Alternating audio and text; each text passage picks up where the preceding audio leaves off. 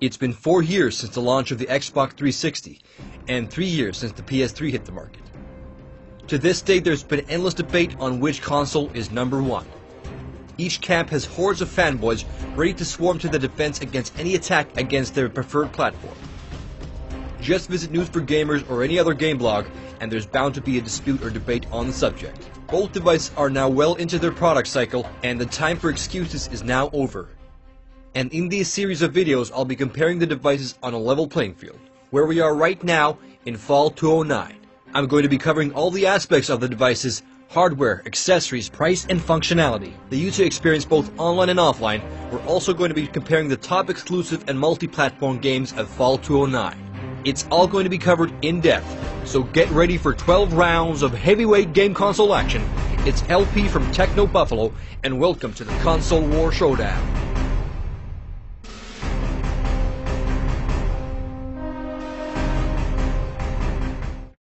So, we're going to start off this matchup with a thorough analysis and comparison of the controllers. After all, the controllers are the physical extensions that connect the machine to the man in a sense. Wow, that was deep. Anyway, game controllers have evolved quite a lot in the past 30 years, and I remember being amazed by the 8-bit Nintendo controller after having used the clunky Atari 2600 joysticks. I also remember going to school and the teachers asking me what happened to my hands after I had band-aids on my thumbs. Well, I'll tell you what happened. Super Mario Bros. Metroid happened. The concave, relatively sharp-edged buttons on the 8-bit controller really brought the gaming community together, almost like a gang sign that appeared in the form of blisters on your thumbs.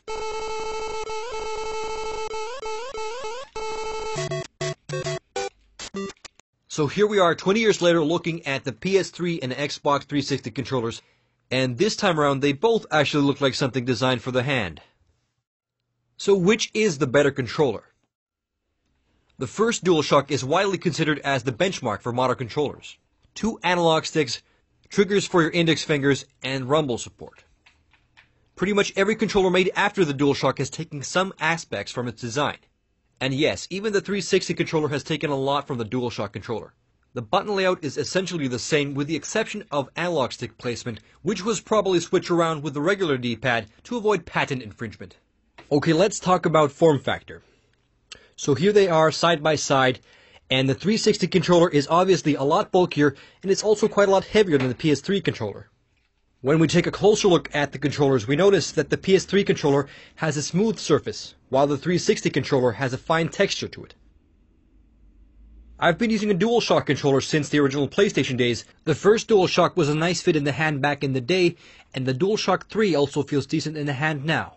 But after having the Xbox 360 controller in my hands, I have to admit that the DualShock 3 feels a bit tiny in the hand. The Xbox 360 controller is a snug fit in the hand, and it really feels like something made for an adult. Microsoft has definitely had some top ergonomics engineers working on the controller. It's large enough to support your entire fingers, and it truly feels comfortable. The smaller size of the DualShock equates to less support for your hands and fingers, and you actually have to bend your fingers quite a bit to hit the triggers. Pressing the triggers on the 360 controller feels a lot more natural. Even though the DualShocks have always proven successful, I would have liked to seen Sony make some bigger alterations ergonomically to the DualShock 3. Apparently the development budget was put into the 6-axis motion controls that really haven't gone beyond the novelty factor, and admittedly very few games take good use of the motion controls.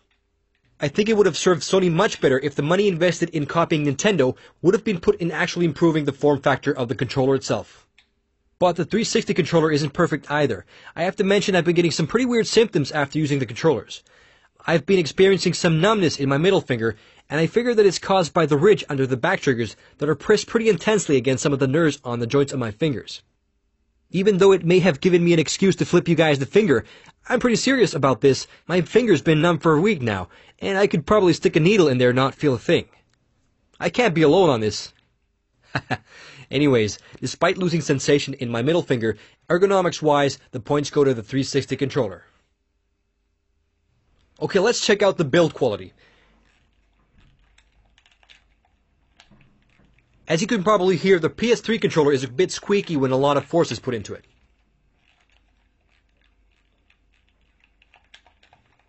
Even though squeezing the controller may make it squeak a bit, the buttons with the exception of the back triggers feel very solid, and the DualShock 3 can definitely handle years of use. I've been using this particular controller for a couple of years now with hundreds and hundreds of hours of gameplay, and you can barely notice the wear and tear.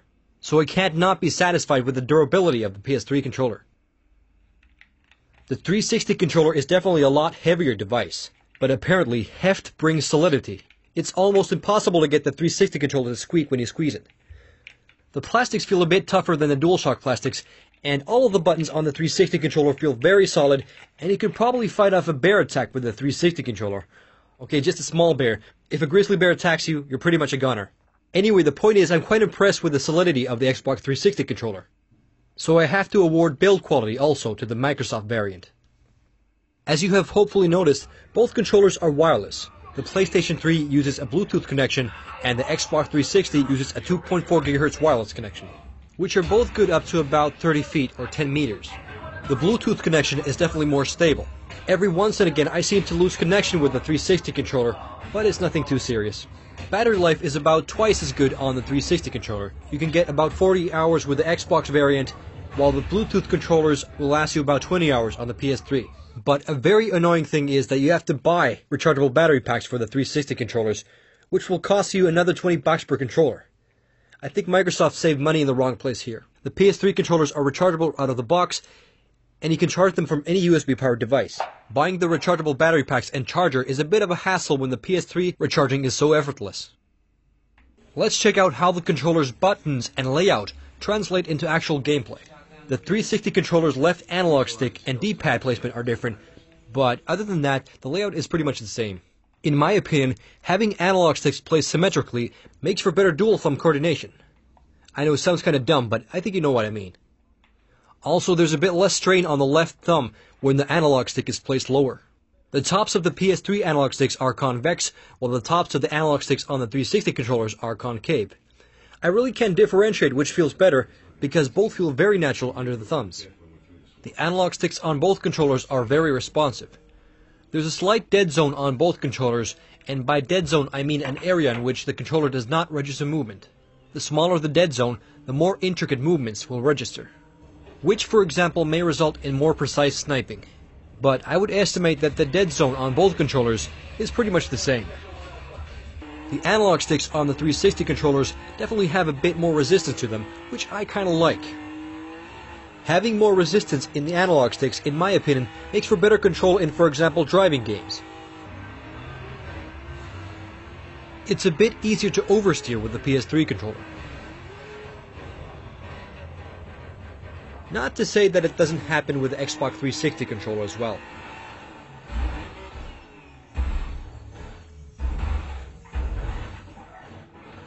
I need to get me one of them Logitech G27 racing wheels, which actually cost more than my current car. Sad, I know. The PS3 analog sticks are definitely a bit looser, which actually may translate into faster movement in, for example, first-person shooters.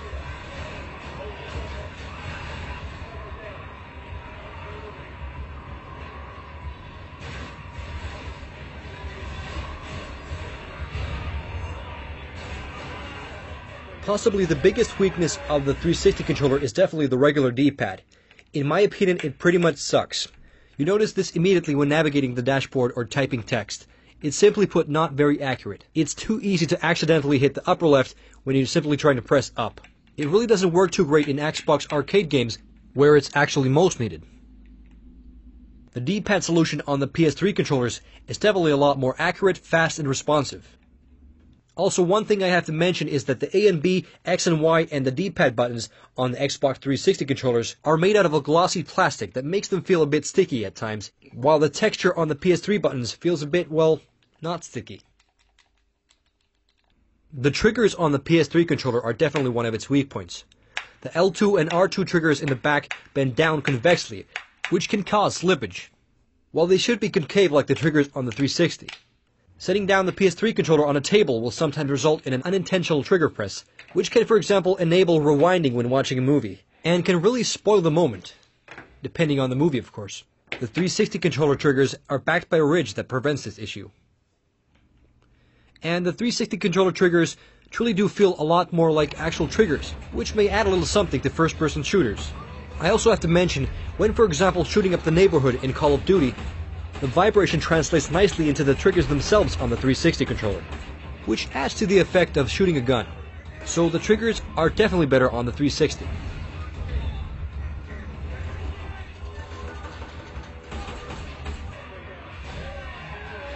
I have to admit that I enjoy both controllers immensely. They're both in a sense damn good, but there are pros and cons on both controllers, and it'd serve Sony and Microsoft well if they got these controllers to mate to create something of a hybrid of the two. And here's what it might look like.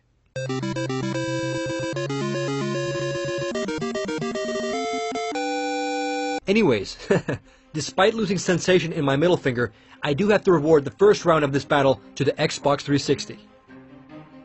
Because Sony, in my opinion, even though the DualShock 3 is great, Sony has played it a bit too safe because they really haven't improved much on the controller from previous iterations. So the Xbox 360 takes this round by a slight edge. Stay tuned for the next round where I take an in-depth look and analysis comparing the hardware.